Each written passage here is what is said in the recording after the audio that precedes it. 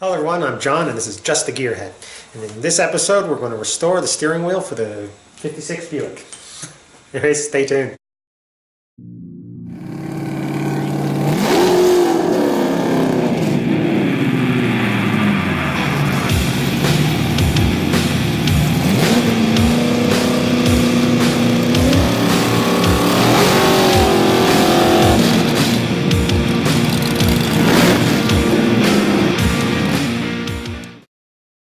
Alright, like I said, in this episode we're going to restore the steering wheel for the 56 Buick, but obviously first we have to get it off.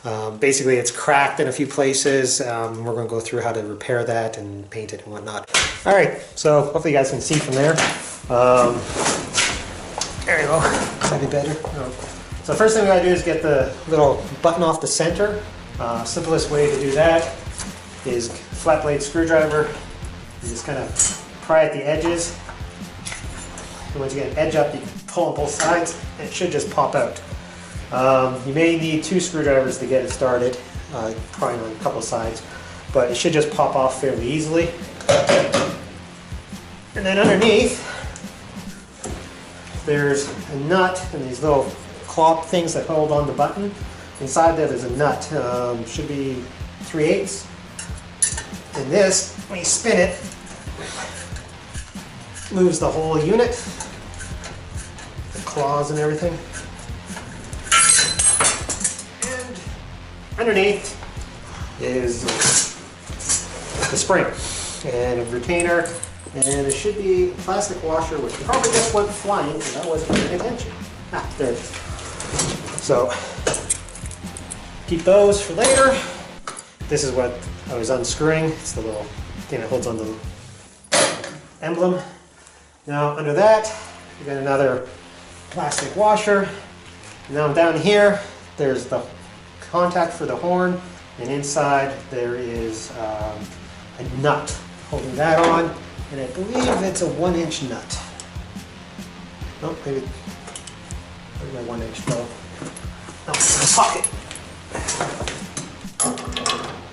Yeah, it's a 1-inch nut. So, undo that. And this should release the horn ring.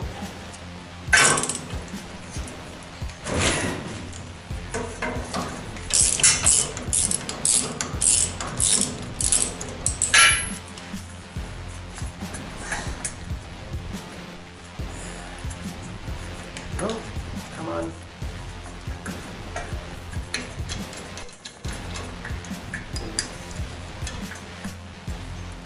Go. And there we go. And there's another little washer type thing in there. So put those somewhere where you're not going to lose them. So now that we got the horn ring off, we got to use a gear puller or steering wheel puller to get this the actual steering wheel part off. Now there's a little contact here for the horn that we're going to try to protect. To do that, we're going to take the 1-inch nut that was holding on the horn ring and just gently thread it on a couple threads. There we go. And then I'm going to hopefully use a socket, if I have enough room, to brace against it. If I don't have a socket, the gear puller came with this little foot. We might give that a try if we can't get the socket in there. But anyways, the gear puller looks like that. You can get them pretty much, I think, in any automotive type places. I got this one at Canadian Tire for, I think it was like $30 or something. That's Canadian. Hence the Canadian Tire, I guess. Anyhow, so we put these threaded in here. Try not to cross thread them. That would suck.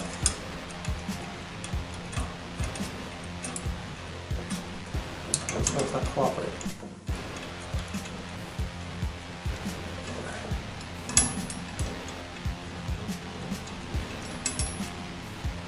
Alright, just tighten it down a couple of turns. There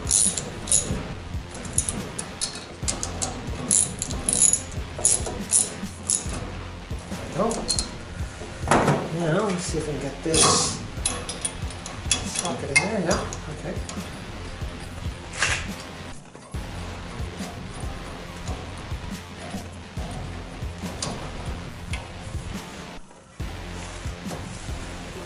try to get it as straight as possible. And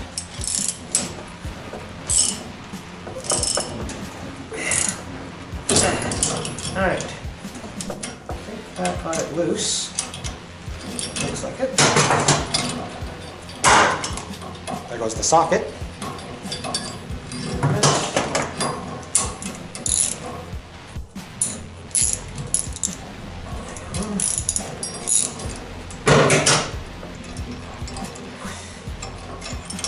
Alright, do the nut. Once again, put that somewhere not going to lose it. And off she comes. And it's held in, there's two pins here that line it up later when we go to put it back in. And yeah, should be good. Alright, so now we'll go inside, or yeah, my Dremel and stuff are inside, so we'll go and take these inside the house and get started on repairing them. Alright? Yeah, I got another one that's from the parts crew, so I'm going to fix that one at the same time, I think. Alright, see you inside. Alright, so here we are down in my basement. Basically what I'm going to do is I'm going to take a Dremel with, I don't know if the camera can focus on that, it's a pretty coarse bit. I'm going to take that and we're going to go around on this steering wheel and all the spots where there's these fairly large cracks. Yeah, like that. We're going to kind of grind them out a little bit so we can rough up the surface and get some body filler and stuff in there. Alright, so I guess we'll get to doing that. It's going to be pretty messy and I should probably actually be wearing a mask, so I'll have to go find one of those. I'll be right back.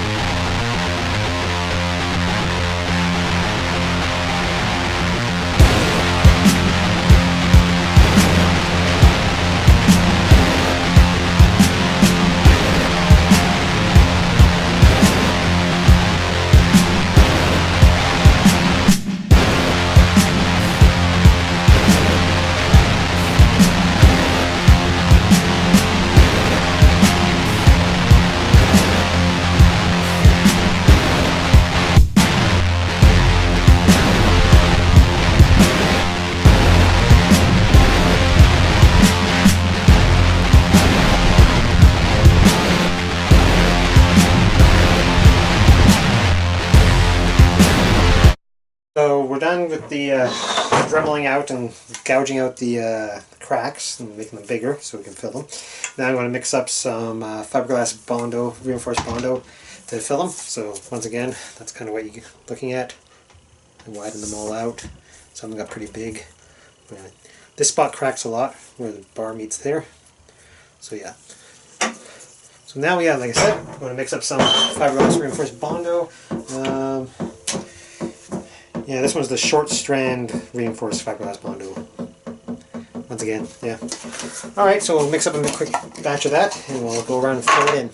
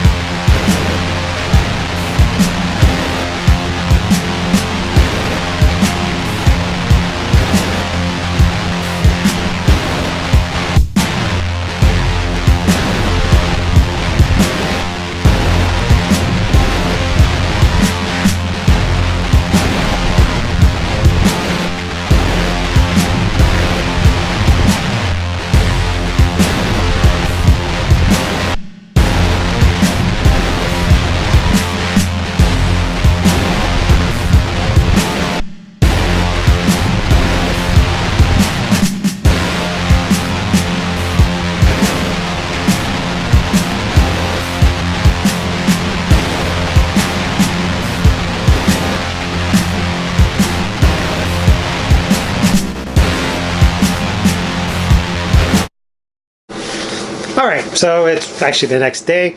So what we're going to do now is mix up some just regular body filler. This one just says regular body filler. And we're going to mix up a little bit of that and go over all the spots.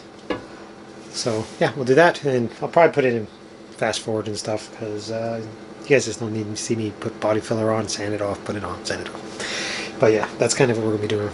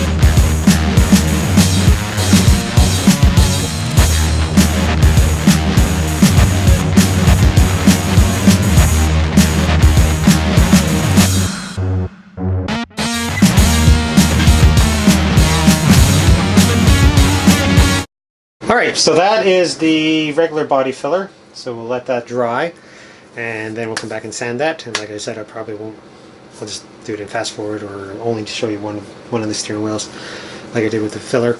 And then after that, we'll take a look at it, see if we can prime, or if we need to put on any more filler, or maybe a glazing putty or something. Alright, so I'll get back to you when I gotta sand it.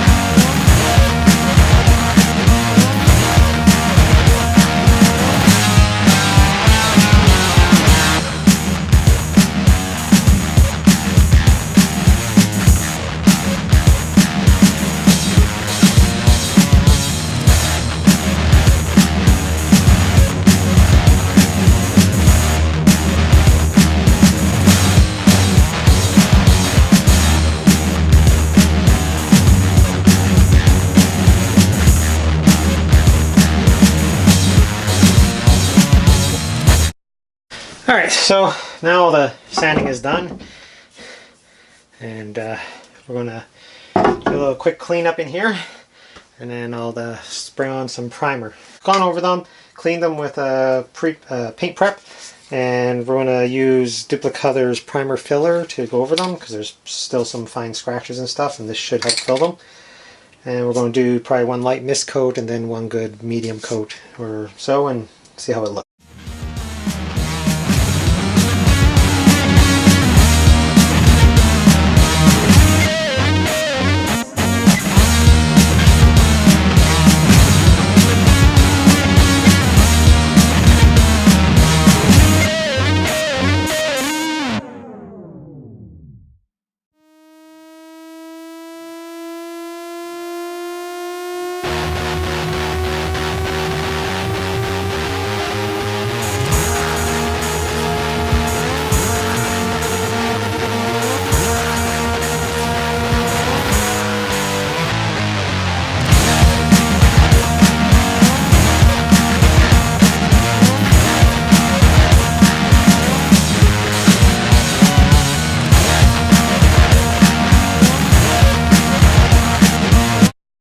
New day, new shirt, and more sanding.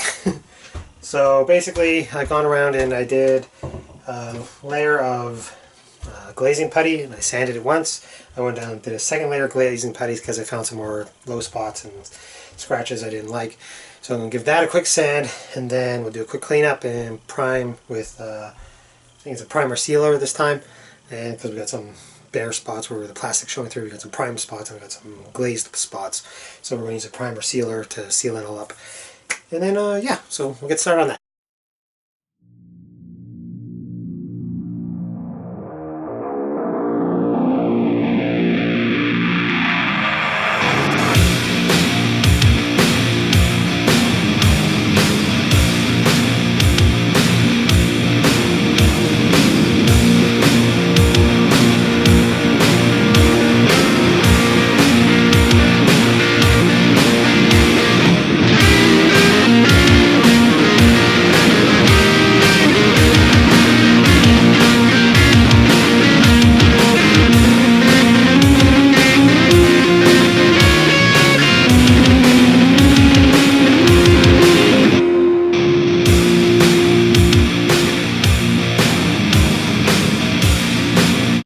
So I've gone over them with the paint prep. I give everything a little bit of a clean. So what we're going to do is spray on the Duplicolor primer sealer this time. And we're going to give it a couple of light coats and then probably a good medium coat to seal everything up.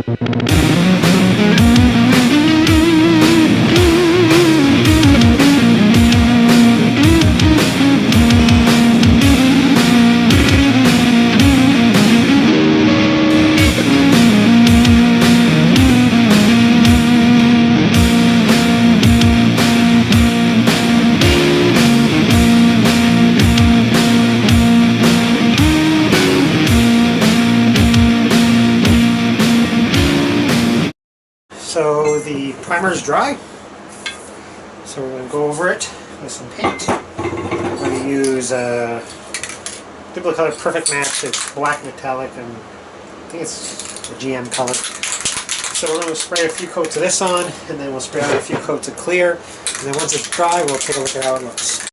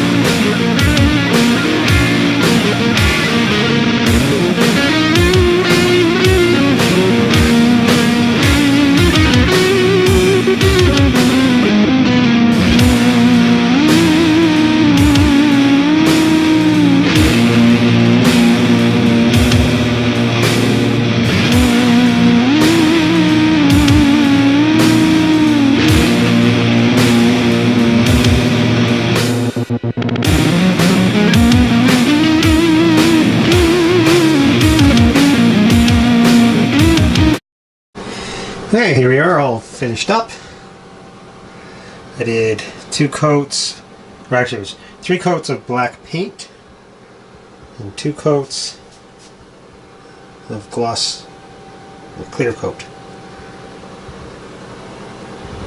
I think it looks pretty good. It's a few imperfections, but I think it'll do.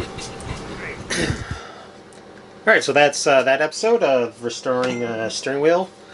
Yeah, I think it turned out pretty good. There's a few minor defects, but other than that, I think it looks pretty good. I didn't paint the other one because I'm going to paint it when I paint the car, because I wanted to do a color match interior. So I have the color scheme I want, I just haven't picked the exact color I want. So once I get that picked out, I'll paint that as well. Obviously we have merchandise now, so t-shirts. I don't know if you can see this one. There's 4 designs, including this one. The three I wore in this episode are all available. They're available on t-shirts, long sleeve shirts, hoodies, cell phone cases, coffee mugs, all types of stuff. So if you just click the link in the description below, you'll take you right to the shop, and it's or you can go to redbubble.com and just search just the GearHead. Any proceeds I get from the t-shirt sales or product sales will go into, obviously, the projects and building this channel. So anyways, thank you for watching. Please like, subscribe, comment, all that great stuff, and we'll see you next time.